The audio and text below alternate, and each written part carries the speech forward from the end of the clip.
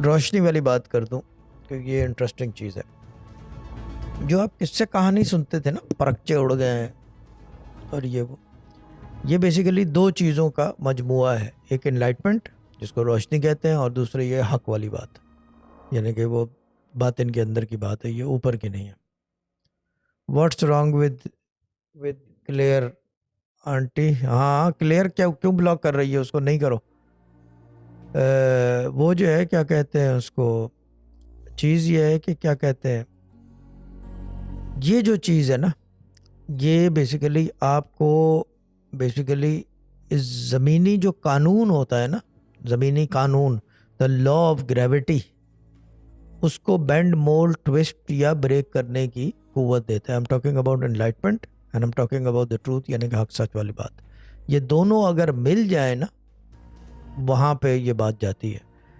देखें, चक्कर मामला ये है कि जो साहब आए थे, जैसे कि हम क्या कहते हैं इसमें ज़ात जो हर वक्त, और ये वो इस तरह की चीज़, मामला ये है कि ये वहाँ से पैदा नहीं होती। ये क्वालिटी वहाँ से पैदा नहीं होती, कुछ और करने से होती है। जो किताबों के अंदर लिखा हुआ है वो one side of the story है।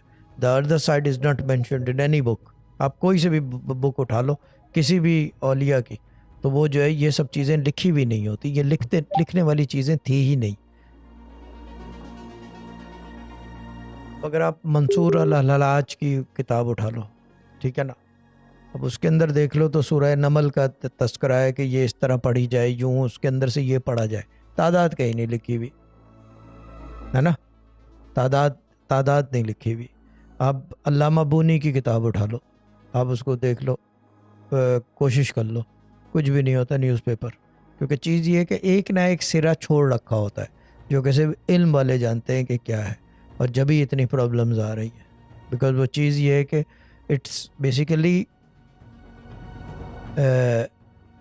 reading the Quran in a certain way to absorb its energy. And if one thing is missing from it, if one part is missing from it,